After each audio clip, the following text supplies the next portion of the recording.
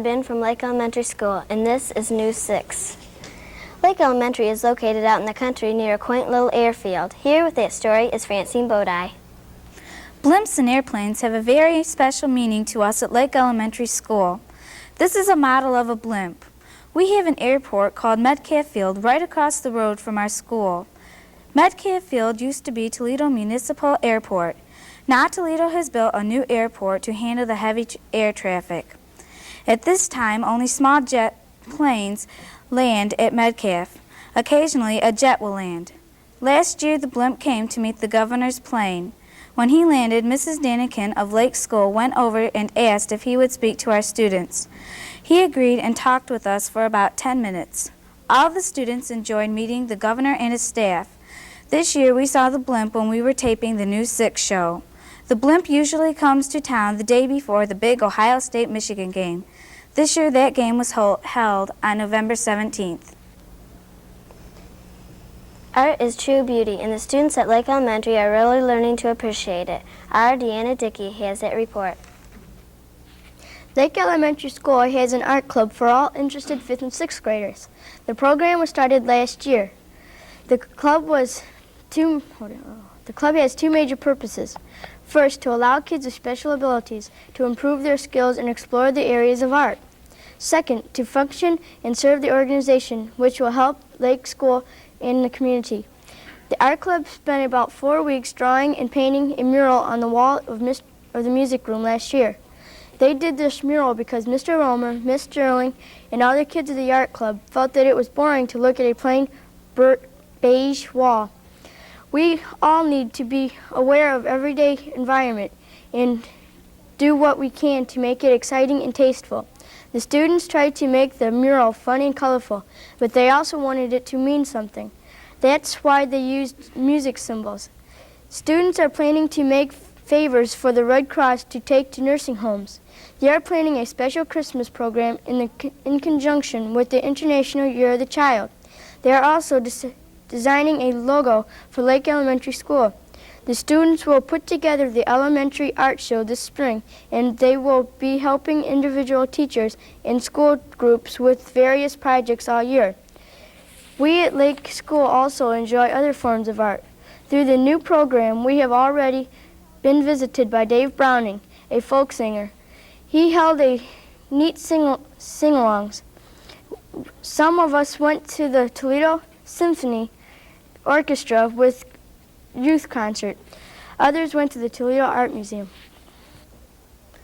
The Toledo Zoo has a lot of great animals. Our News 6 reporter has the story. The Toledo Zoo is not very far from Lake School, and we thought that News 6 would like to take a look at the animals.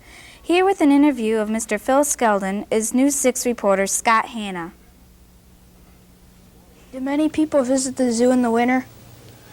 Scott, I think during the winter we probably have 100,000 people over the winter time. That's from, say, the end of October until the middle of April. That's what we call our wintertime season. We have probably 100,000 in that period and 700,000 during the rest of the year.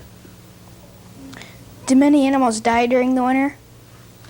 Well, I think that animals die more in the changing weather than they do once winter actually sets in and it becomes cold and stays cold. Then we don't seem to have near the problem as in the changing weather. When it's freezing rain and the temperature's cold one day and warm the next, then we have more difficulty. Have any of the zookeepers ever got hurt? Yes, we've had keepers get hurt in handling the animals, like in the fall of the year when we have to take the antlers off of the male deer. We have actually chemically knock them down, and the veterinarian then with the curator of mammals and a keeper will go in and actually saw these antlers off of the deer. Sometimes the animal isn't quite down and the men have to go in and actually handle him, and he still has some mobility, and occasionally one will get kicked or struck by a deer. Has anyone ever tried to steal an animal? Yes, we had some birds stolen here about, I think, about 2 years ago. And they stole some very valuable animals from the birdhouse. Who eats the most food out of the animals? Boy, that's a good question. I suppose we'd have to go with size and say the elephants eat more than any other animal.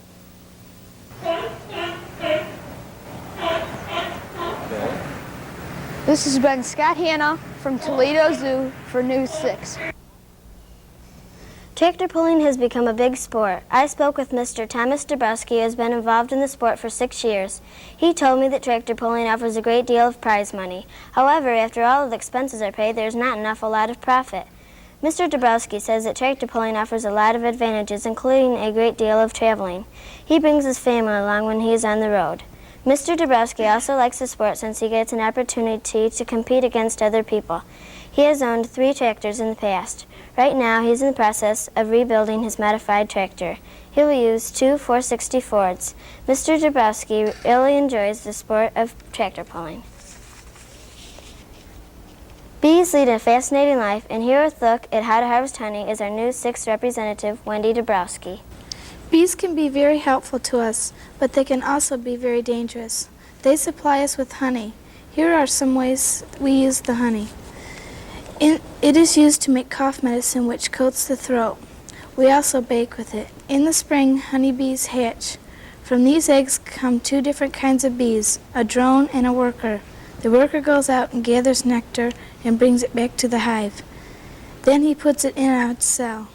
When it is in the cell, it has already become honey due to the change that takes place in the bee's body on the way back to the hive.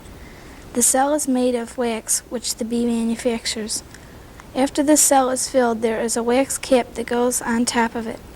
In the fall, farmers harvest their crops, and so do the beekeepers. Ideally, the temperature should be at least 65 degrees. The bees are not as easily agitated if the sun is shining and the temperature is up. The first step in gathering honey is to get the frames off of the hives. The second step is to take off the caps with a hot or steamed knife. The third step is to extract the honey from the cells with an extractor. The fourth step is to strain the honey.